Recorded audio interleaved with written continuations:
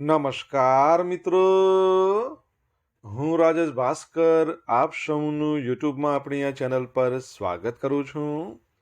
મિત્રો, આજે આપણે તારીખ 18 જાન્યુઆરી 2025ના કેટલાક મોસ્ટ ઇમ્પોર્ટન્ટ કરંટ અફેર અને અગાઉની પરીક્ષામાં પૂછાયેલા કેટલાક ઇમ્પોર્ટન્ટ પ્રશ્નો વિશે ડિટેલમાં ચર્ચા કરીશું, જે આપને આવનારી પરીક્ષા માટે ખૂબ જ ઉપયોગી સાબિત થશે.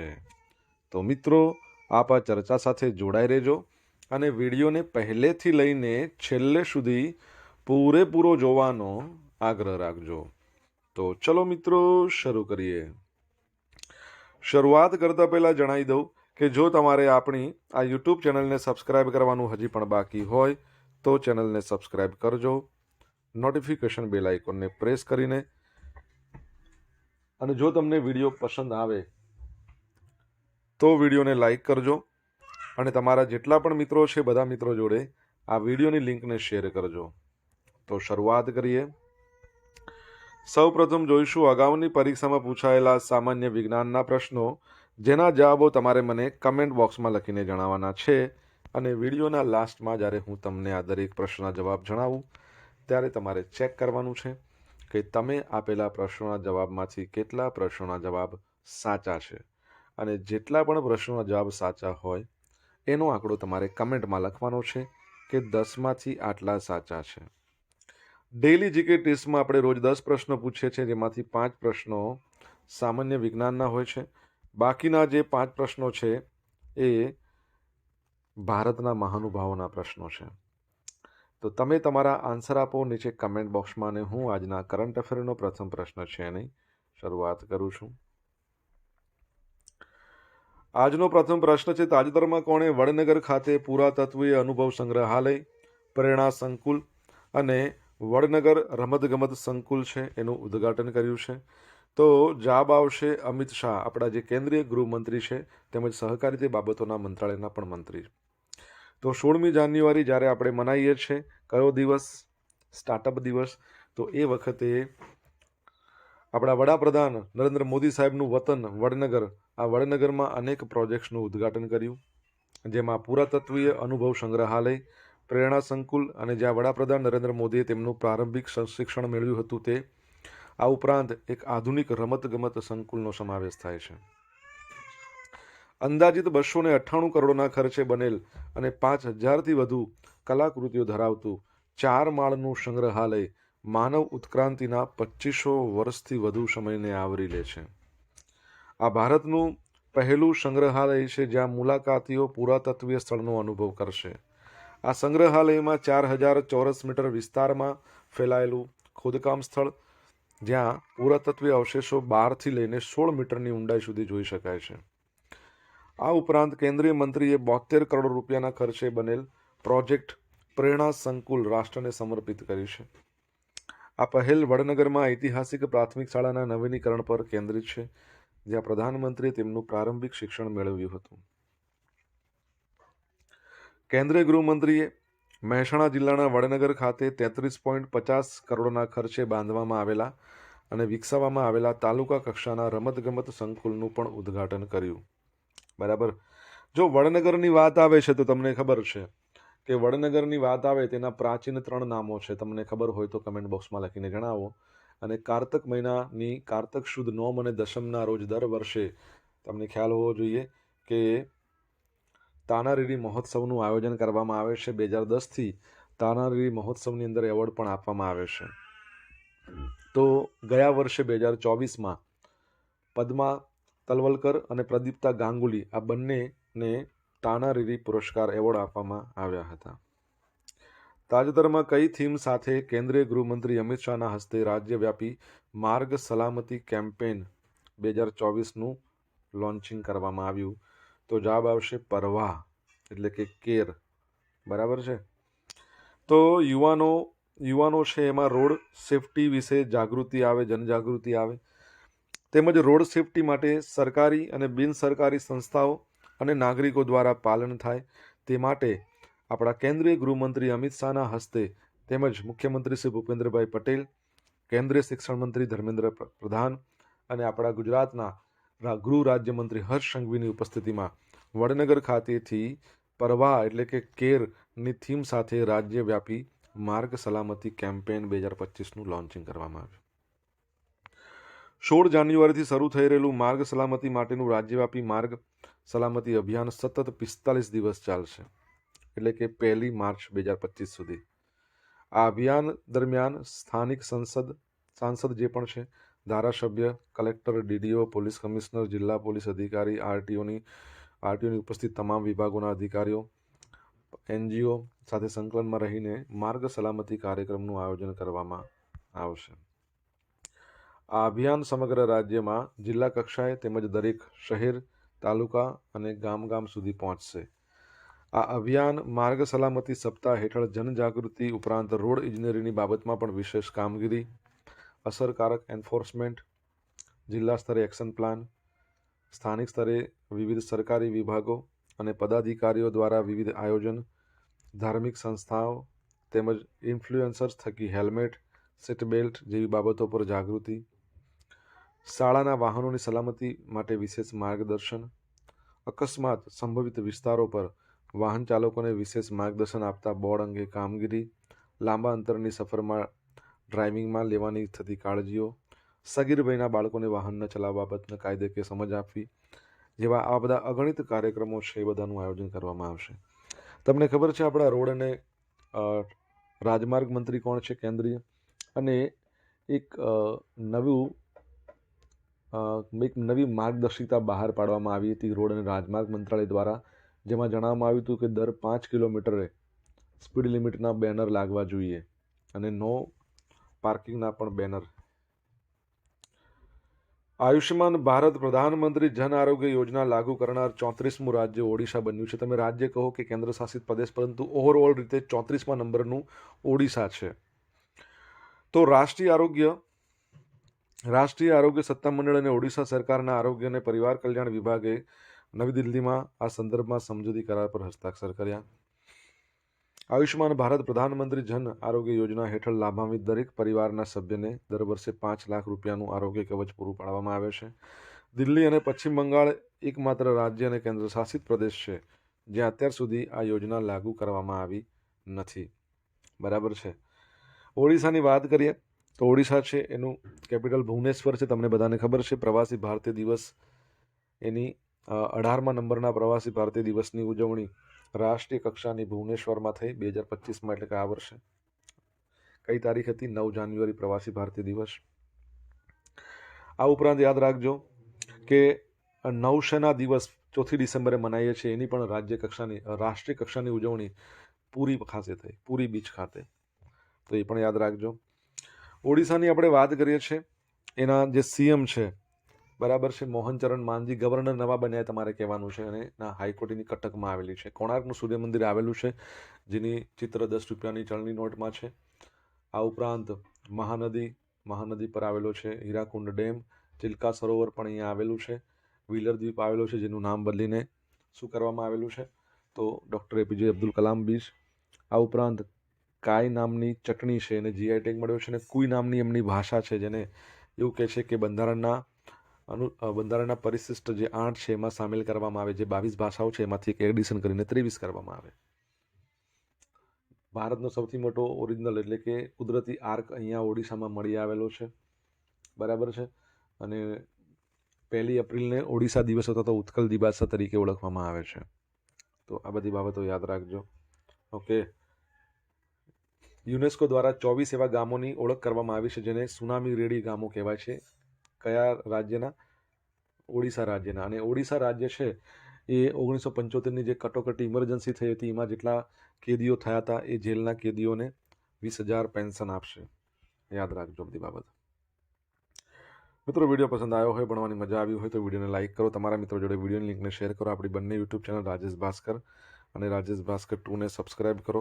નોટિફિકેશન બેલ આઇકોનને પ્રેસ કરીને ડેઇલી કરંટ અફેરની પીડીએફ તમારે જોઈતી હોય તો ટેલિગ્રામ ચેનલને જોઈન કરો. અહીંયા તમને પોલ્સ પણ રમવા મળશે. આગામી 76મા પ્રજાસત્તાક પર્વની રાજ્ય કક્ષાની ઉજવણી કયા જિલ્લામાં કરવામાં આવશે? તો તાપી જિલ્લામાં કરવામાં આવશે. તો 76મા નંબરનો પ્રજાસત્તાક દિવસ એટલે કે 26મી જાન્યુઆરી ની રાજ્ય કક્ષાની ઉજવણી તાપી જિલ્લામાં થવાની છે. સાથે સાથે 25 જાન્યુઆરીના રોજ રાજ્યપાલ આચાર્ય દેવવ્રતના અધ્યક્ષસ્થાને તાપીનું જે મુખ્ય સ્થળ છે વ્યારા એના સયાજી ગ્રાઉન્ડ ખાતે એટ હોમ કાર્યક્રમ યોજાશે. રાજભવન ગાંધીનગરના સૌજન્યથી થનારા આ કાર્યક્રમ વ્યારા તેમજ તાપી જિલ્લા માટે વિશિષ્ટ કાર્યક્રમ બની રહેવાનો છે. 25 જાન્યુઆરીની સંધ્યાએ વ્યારાની દક્ષિણ પથ સ્કૂલના ગ્રાઉન્ડમાં સાંસ્કૃતિક કાર્યક્રમો પણ યોજાશે. ત્યારબાદ 26 જાન્યુઆરીના રોજ મુખ્યમંત્રી અને રાજ્યપાલ રાજ્ય કક્ષાના ધ્વજવંદન કાર્યક્રમમાં ઉપસ્થિત રહેશે. તાપી જિલ્લા ખાતે યોજાનારા આ કાર્યક્રમોમાં સુરક્ષા બની રહે તે માટે સચિવ સહિત અધિકારીઓ દ્વારા સ્થળ પર નિરીક્ષણ કરીને વ્યારા કલેક્ટર કચેરી ખાતે અગ્ર સચિવ અશોક મહેતાની અધ્યક્ષતામાં બેઠક યોજી હતી. બરાબર. આ રાજ્ય કક્ષાના પ્રજાસત્તાક દિવસની ઉજવણીમાં તાપી જિલ્લાના 7 તાલુકાના લોકો મોટી સંખ્યામાં ઉપસ્થિત રહેવાનો અંદાજો છે. તમામ મહેમાનો છે એમની હાજરીમાં પરેડ, માર્ચ પાસ્ટ તેમજ પોલીસ વિભાગ દ્વારા બેન્ડ ડિસ્પ્લે પરેડ, મહિલા choreography event, motorcycle stunt, dog show, horse show, પુરસ્કાર, ટ્રોફી વિતરણ આ બધા કાર્યક્રમોનું આયોજન કરવામાં આવશે. તાપીની વાત કરીએ તમારા માટે એક સરસ પ્રશ્ન છે કે તાપી છે કયા સ્થળેથી ગુજરાતમાં પ્રવેશે છે? તમારે જણાવવાનું છે કમેન્ટ બોક્સમાં લખીને. તાજેતરમાં કઈ યુનિવર્સિટીની આગેવાની હેઠળની એક સંશોધન ટીમે ઇલેક્ટ્રોનિક કચરામાંથી સોનું કાઢવાની પદ્ધતિ વિકસાવી છે? તો જવાબ આવશે કોર્નેલ યુનિવર્સિટી, જે ન્યુયોર્કમાં આવેલી છે. તો કોર્નેલ યુનિવર્સિટી છે એની આગેવાનીની હેઠળની એક સંશોધન ટીમે ઇલેક્ટ્રોનિક્સ કચરામાંથી સોનું કાઢવાની પદ્ધતિ વિકસાવી છે અને આ પ્રાપ્ત કરેલી કિંમતી ધાતુનો ઉપયોગ ગ્રીનહાઉસ ગેસ કાર્બન ડાયોક્સાઇડ કાર્બનિક પદાર્થમાં રૂપાંતરિત કરવા માટે ઉપયોગમાં લેવાશે. ફેંકી દેવામાં આવેલા ઇલેક્ટ્રોનિક્સ ઉપકરણોમાં સર્કિટ બોર્ડમાંથી સોનાના આયનો અને નેનો પાર્ટિકલને દૂર કરવા માટે વિનાઇલ લિંક્ડ સહસંયોજક ઓર્ગેનિક ફ્રેમવર્કની એક જોડીનું સંશ્લેષણ કર્યું. આ પદ્ધતિ દર વર્ષે ફેંકવામાં આવતા આશરે 50 મિલિયન ટન ઈ વેસ્ટમાંથી કેટલાક માટે ટકાઉ ઉપયોગ પ્રદાન કરી શકે છે, જેમાંથી માત્ર 20% રિસાયકલ થાય છે. સંશોધનમાં નેશનલ સાયન્સ ફાઉન્ડેશન દ્વારા ભંડોળ પૂરું પાડવામાં આવેલી Cornell centre for material research અને Cornell NMR nuclear magnetic resonance ફેસિલિટીનો ઉપયોગ કરવામાં આવ્યો હતો. કોર્નેલ યુનિવર્સિટીની સ્થાપના ક્યારે થઈ તમને ખબર હોય તો જણાવો. અને સોનાની વાત કરી છે તો સૌથી વધારે સોનું આપણા કર્ણાટકમાં ભારતમાં થાય છે. કર્ણાટક રાજ્યમાં સોનું મળી આવે છે એવું કહી શકીએ. થાય છે ના કહેવાય, મળી આવે છે. અને સોના માટેનું ATM ભારતમાં પ્રથમ હૈદરાબાદમાં આવેલું છે. શુદ્ધ સોનું 24 કેરેટનું, સોનાના ઘરેણાં 22 કેરેટના, યાદ રાખજો. ઇઝરાયલ અને હમાસ વચ્ચે યુદ્ધ વિરામ પર કરાર થયો છે. હવે એક ન્યૂઝ એજન્સી છે રોયટર, એના એક અધિકારીને ટાંકીને અહેવાલ આપ્યો છે કે ગાઝામાં 15 મહિનાથી ચાલી રહેલા યુદ્ધમાં ફસાયેલા ઇઝરાયલ અને હમાસ વચ્ચે યુદ્ધ વિરામ કરાર થયો છે.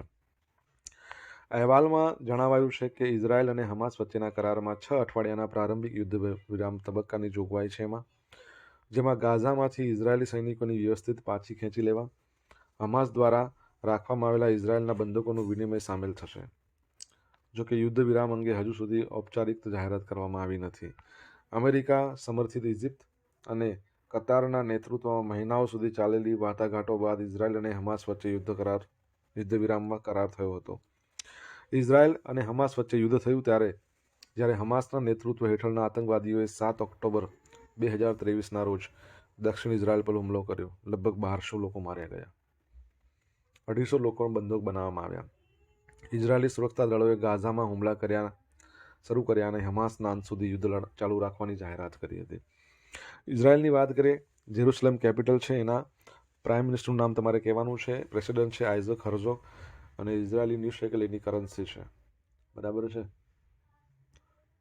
તેલ અવીવ કરીને ઇઝરાયેલનું એક સ્થળ છે જ્યાં ટાગોર સ્ટ્રીટ આવેલી છે રવિન્દ્રનાથ ટાગોરના માનમાં, એ પણ યાદ રાખજો.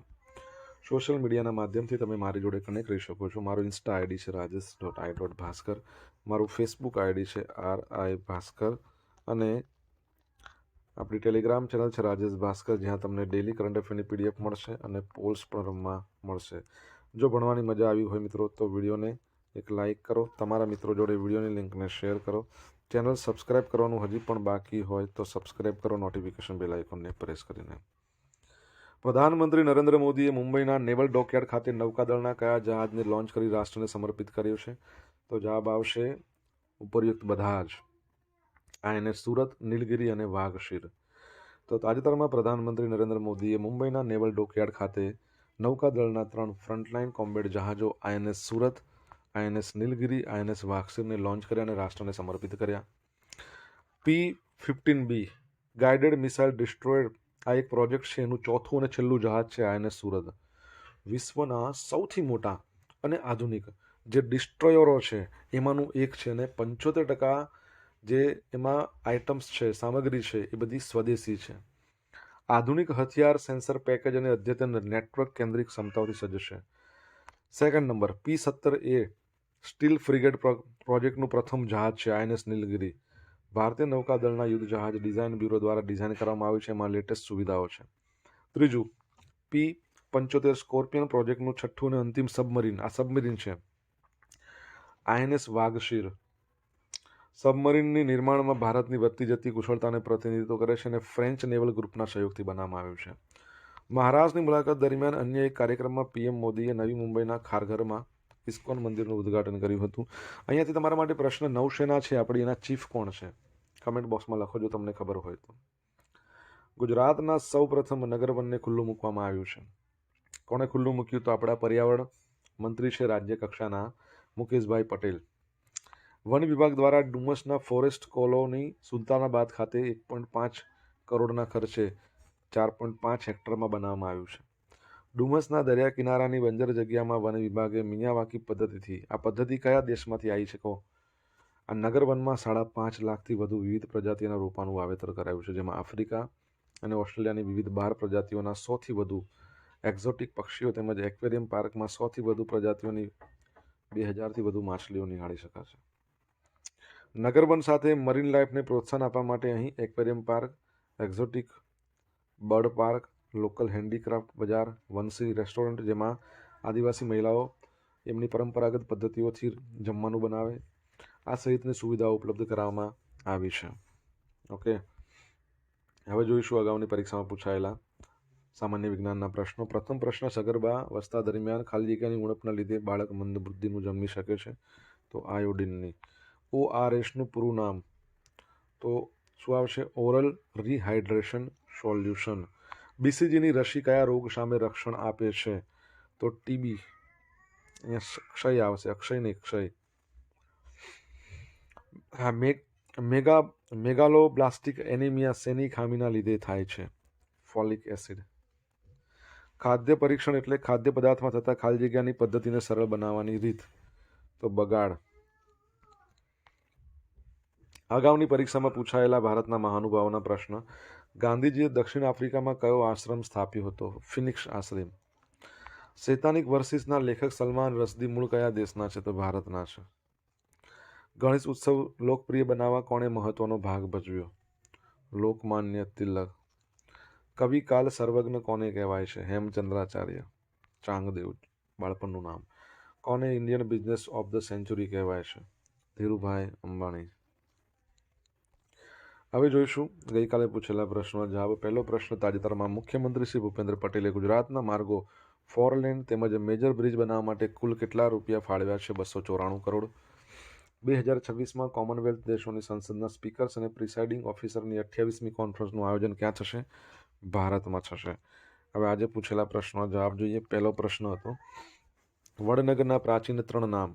તો યાદ રાખજો, એક તો છે આનંદપુર, બીજું છે આનર્તપુર અને ત્રીજું છે ચમત્કારપુર. સેકન્ડ પ્રશ્ન, રોડ અને રાજમાર્ગ મંત્રાલયના મંત્રી કોણ છે? નીતિન ગડકરી. ત્રીજો પ્રશ્ન છે, ઓડિશાના નવા ગવર્નર બન્યા, એમનું નામ શું છે? તો હરિબાબુ ખંભાલપતિ. ચોથો પ્રશ્ન છે, તાપી નદી કયા સ્થળેથી ગુજરાતમાં પ્રવેશે? તો હરણફાળ. તાપીની અંદર હરણફાળ આવેલું છે તાપી જિલ્લામાં.